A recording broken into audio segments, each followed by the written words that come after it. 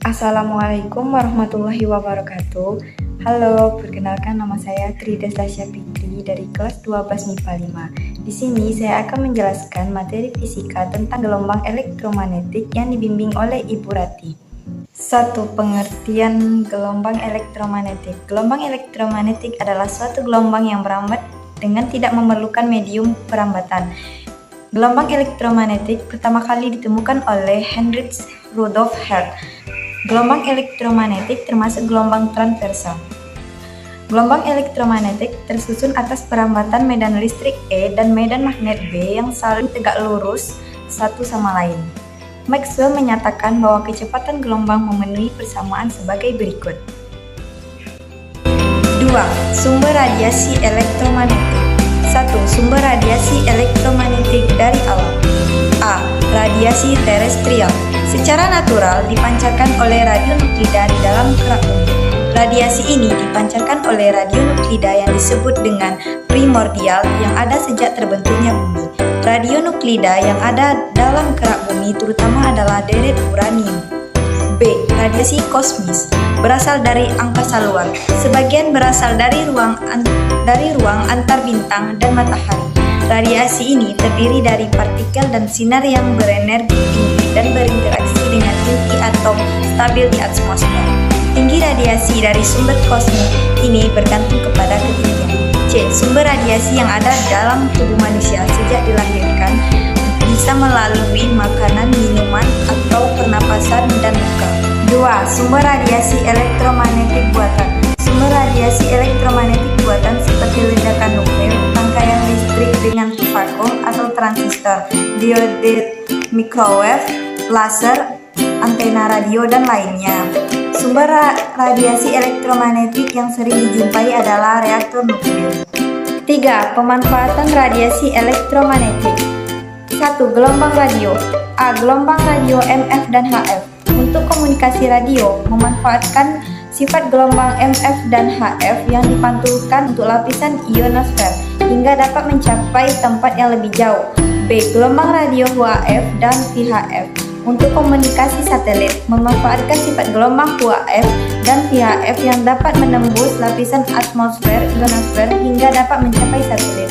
2. Gelombang mikro dimanfaatkan sebagai berikut. A. Untuk pemanasan microwave. B. Untuk komunikasi radar. C. Untuk menganalisis struktur atomik dan molekul. D. Dapat digunakan untuk mengukur kedalaman laut. E. Digunakan pada rangkaian televisi. 3. Sinar inframerah dimanfaatkan sebagai berikut. A. Untuk fotografi pemetaan sumber daya alam mendeteksi tanaman yang tumbuh di bumi dengan detail. B. Untuk fotografi diagnosis penyakit. C. Digunakan pada remote control berbagai peralatan elektronik. D.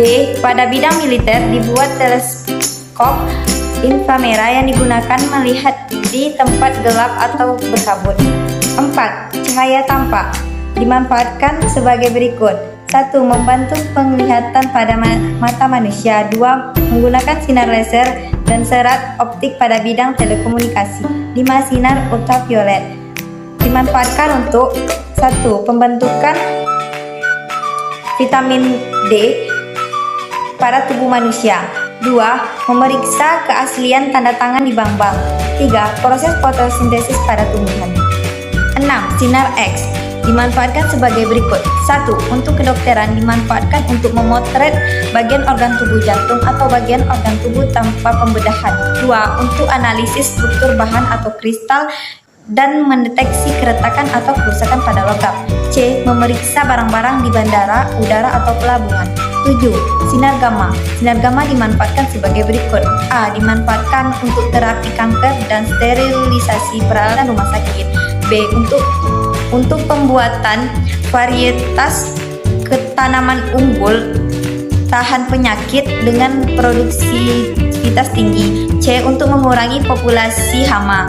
D. Untuk mendeteksi keretakan atau cacat pada logam. E. Untuk sistem perunut aliran fluida.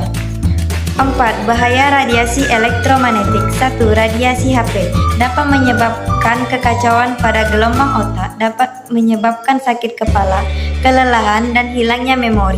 Pemakaian HP terus-menerus dapat menyebabkan kanker otak. 2. Pulsa microwave dapat menimbulkan efek stres pada syaraf otak.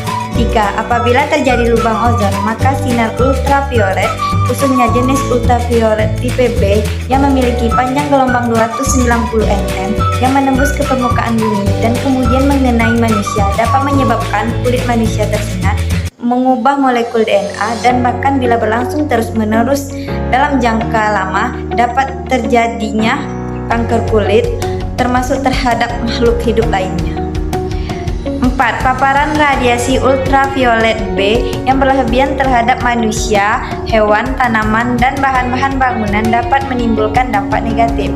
Peningkatan radiasi gelombang pendek ultraviolet B juga dapat memicu reaksi kimiawi di atmosfer di bagian bawah, yang mengakibatkan penambahan jumlah reaksi fotokimia yang menghasilkan asap beracun, terjadinya hujan asam, serta peningkatan gangguan saluran pernapasan.